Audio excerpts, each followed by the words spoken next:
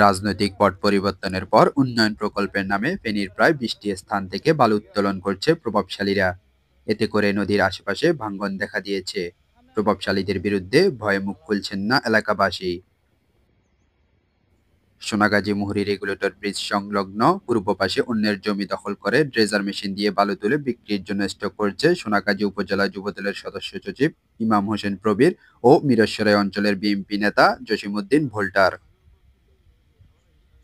অবৈধভাবে বালু উত্তোলনের ফলে ক্ষতিগ্রস্ত হচ্ছে নদীর তীর ঘেঁষা মানুষের বাড়িঘর, ফসলি জমি, মাছের ঘের। প্রশাসনের কঠোর হস্তক্ষেপ চান এলাকাবাসী। এই বিষয়ে ক্যামেরার সামনে কথা বলতে রাজি হয়নি অভিযুক্তরা। তবে গোপন ক্যামেরায় ধারণ করা হয় তাদের স্বীকারোক্তি। তারা বলেন, এই কাজে শুধু তারা নয়, জেলার নেতারাও জড়িত। তারা বিপদে পড়লে জেলাও বিপদে পড়ে যাবে। আমরা এখানে ১০০ জনের মতো আমরা এই পাশে মিলাই সবাই বিএনপি পরিবার যারা নির্যাতিত তাদেরকে নিয়ে একটা সিন্ডিকেট করে আমরা এখানে একটা জায়গা নির্ধারণ করছি। ওই জায়গাটা আমরা যার নামে লিস্ট আছে তার থেকে আমরা এই বালুটা আমরা যে এখান থেকে কিনে আনতেছি ও তাহলে আমাদের কাছে আছে। মানে হাইকমান্ড থেকে নির্দেশ নেতারা নীরব থাকার লাগে। এখন চাঁদাবাজি টেন্ডারবাজি দল এটা তো নিজেরাই বুঝেন। একটা আরএফএস চালাই দেন না, এটা আমার লগে তো আমার জেলাও জড়িত আছে। কথাটা বুঝুন না, মানে আই বিপদে হইলে এবার জেলাও বিপদে হয়ে যায়, তো সেদিকে না যাই।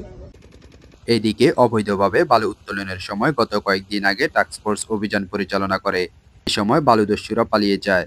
পরে বালু তোলার পাইপ নষ্ট করা হয়েছে এবং নদী থেকে বালু উত্তোলন বন্ধ রাখার নির্দেশ দেওয়া হয়েছে। কেউ বালু উত্তোলন ও বিক্রির উদ্দেশ্যে বালু জমাট করতে হলেও প্রশাসনের অনুমতি লাগবে।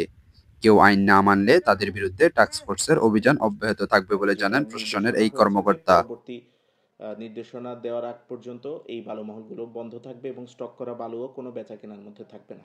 তো এইটা আপাতত বন্ধ আছে।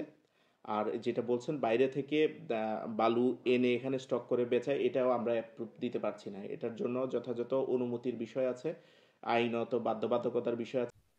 অবৈধভাবে বালু উত্তোলন ও মাটি কাটার বিষয়ে জেলা প্রশাসন ও টাস্কফোর্সের তৎপরতা রয়েছে। এই জাতীয় ঘটনায় জেলার বিভিন্ন স্থানে প্রায় সময় অভিযান পরিচালনা করা হচ্ছে। ভবিষ্যতেও কেউ যদি অন্যায়ভাবে বালু উত্তোলন করে তা যদি প্রশাসন জানতে পারে, তবে তাদের বিরুদ্ধে জরিমানা সহ কার্যকর পদক্ষেপ নেওয়া হবে। অবৈধভাবে যে বালু উত্তোলন বা মাটি কাটা এর বিরুদ্ধে আমাদের সবসময় অবস্থান থাকবে। আমরা চেষ্টা করব যে প্রকৃতি, পরিবেশ এবং সরকারি যে বিভিন্ন স্থাপনা যেমন ব্রিজ, তারপর বসত বাড়ি অথবা ফসলি জমি যাতে ক্ষতি না হয় সেভাবে আমরা চেষ্টা করব যে আইন অনুযায়ী যদি ইজারা দিয়ে যদি সম্ভব হয় তাহলে ইজারা হবে। অন্যথায় যদি প্রকৃতি, পরিবেশ এবং সমাজের ক্ষতি হয় সেরূপভাবে যদি অবৈধভাবে কেউ যদি বালু উত্তোলন করে বা মাটি উত্তোলন করে তার বিরুদ্ধে আমরা আইনানুগ ব্যবস্থা গ্রহণ করব। শীঘ্রই যদি অবৈধভাবে বালু উত্তোলনের বিরুদ্ধে ব্যবস্থা গ্রহণ না করা হয়, তাহলে নদীর পাড়ের মানুষজন সর্বস্ব হারাবেন বলে দাবি করেন এলাকাবাসী। নিউজ ডেস্ক, জনতার কণ্ঠ।